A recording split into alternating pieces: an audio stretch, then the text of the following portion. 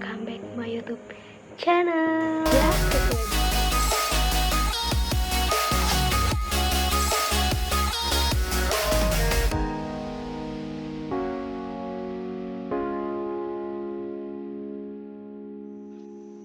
Alat transportasi pada bangunan.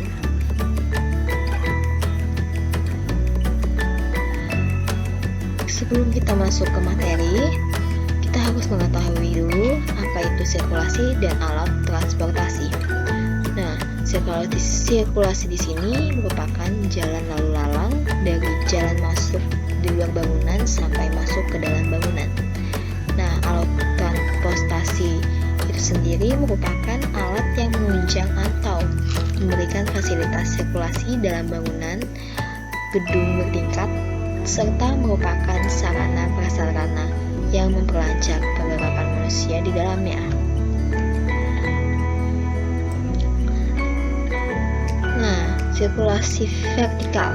Sirkulasi vertikal itu merupakan moda transportasi digunakan untuk mengangkut sesuatu benda dari bawah ke atas ataupun sebaliknya.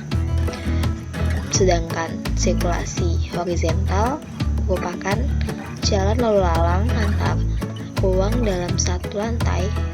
Persentasi kemiringan pada sirkulasi ini tidak lebih dari 10%.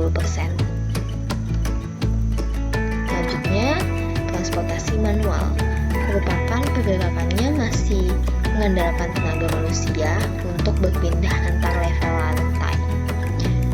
Sedangkan transportasi mekanis, pergerakannya dibantu oleh tenaga mesin untuk berpindah antar level lantai.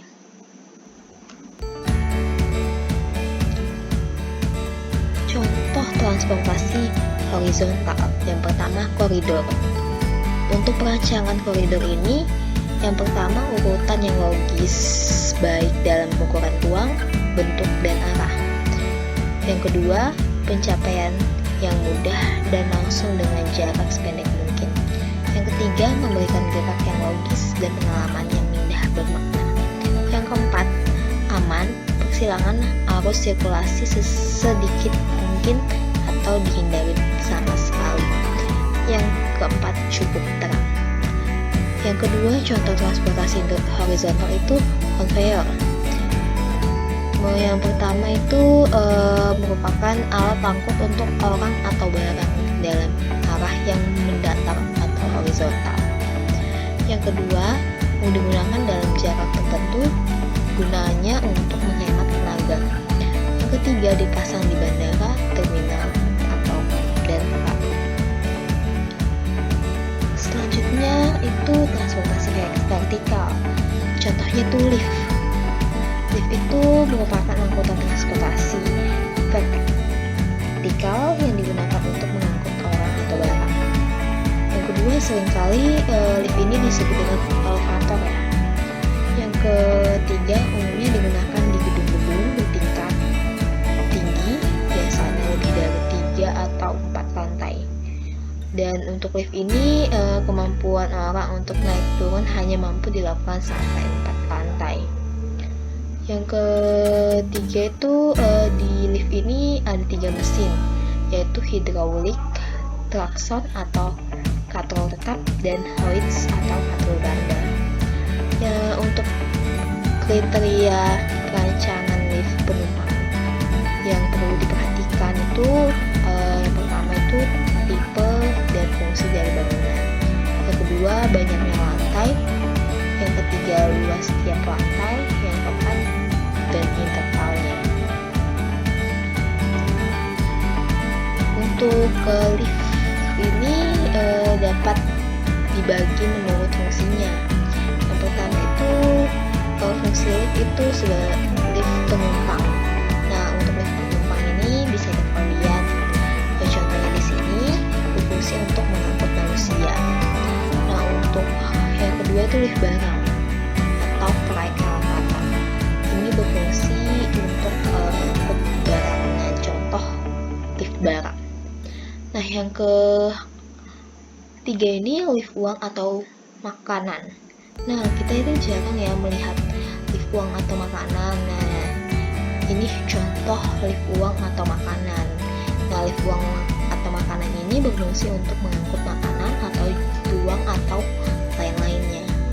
Nah, yang keempat ini lift pemadam kebakaran. Kita juga jarang banget melihat, mungkin ya di gedung-gedung tertentu. Ini merupakan contoh lift pemadam kebakaran. Nah, berfungsi untuk sekaligus sebagai lift barang. Jadi lift pemadam kebakaran ini juga biasanya digunakan untuk lift barang. Selanjutnya, sistem pergerakan dalam elevator. Nah, sistem ini yang pertama itu sistem gearless, yaitu mesin yang berada di atas untuk perkantoran, hotel, apartemen, rumah sakit, dan sebagainya. Yang sekarang itu ada lift yang mesinnya tuh di samping. Terus tuh sistem yang kedua itu sistem hidrolik, yaitu mesin di bawah hanya terbatas pada 3 sampai 4 lantai saja. Biasanya digunakan untuk lift makanan atau uang. Sekarang sistem hidrolik juga dipakai untuk penumpang manusia, contohnya di bandara Kuala Lumpur.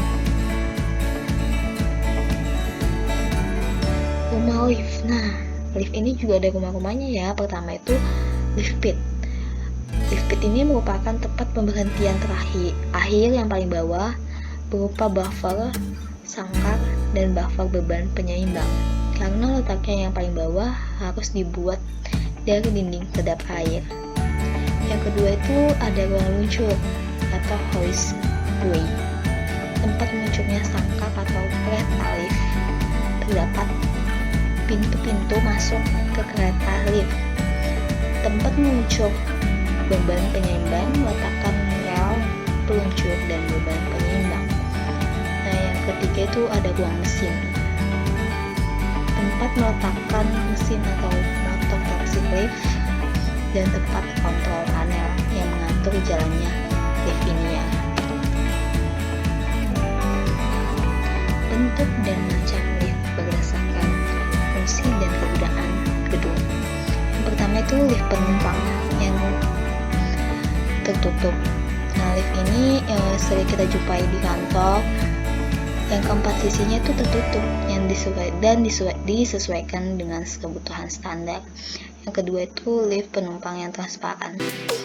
Lift ini salah satu atau semua sisi terowongan transparan atau kaca atau badan kaca.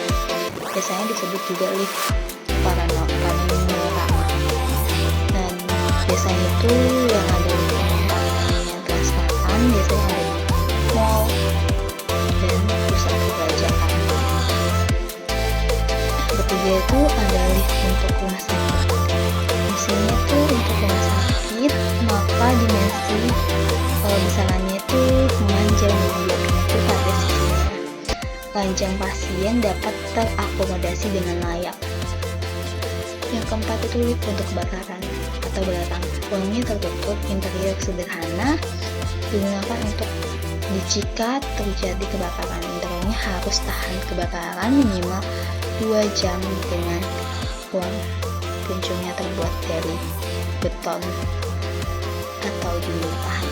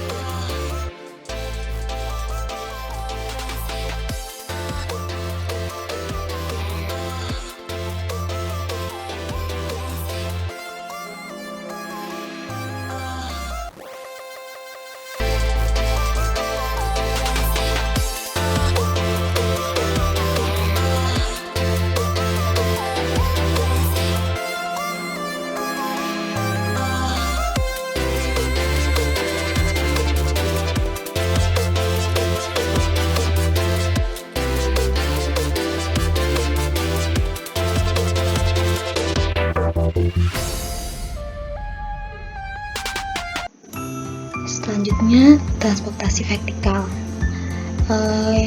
yaitu transpeletor, sistem transportasi vertikal di dalam bangunan gedung untuk memindahkan orang atau barang dari satu lantai ke satu lantai berikutnya.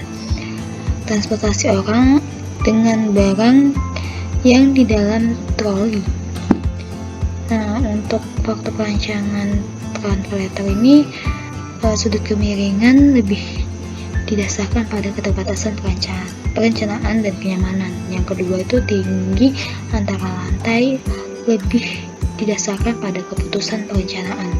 Yang ketiga, sistem operasi memungkinkan dapat digerakkan dengan arah ke atas atau ke bawah. Selanjutnya, contoh transportasi vertikal itu ada ekskavator yang biasanya kita temui di mal-mal ya. Nah, ekskavator ini merupakan sistem transportasi vertikal di dalam bangunan gedung untuk memindahkan orang atau barang dari satu lantai ke satu lantai berikutnya. Diprioritaskan untuk transportasi orang dengan barang bawaan yang dijinjing.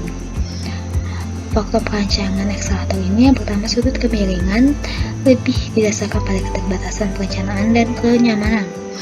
Yang kedua itu tinggi antar lantai lebih didasarkan pada keputusan perencanaan.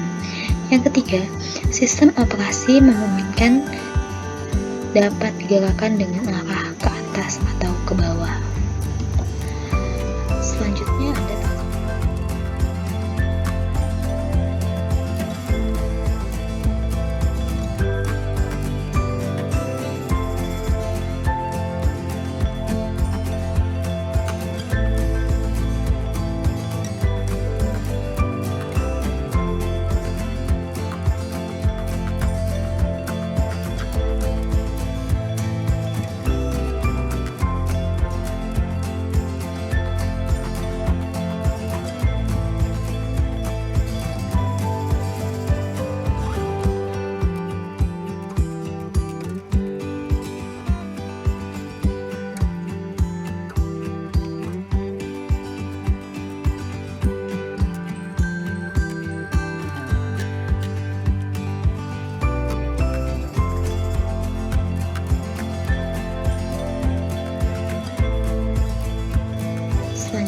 ada transportasi manual, contohnya itu tangga.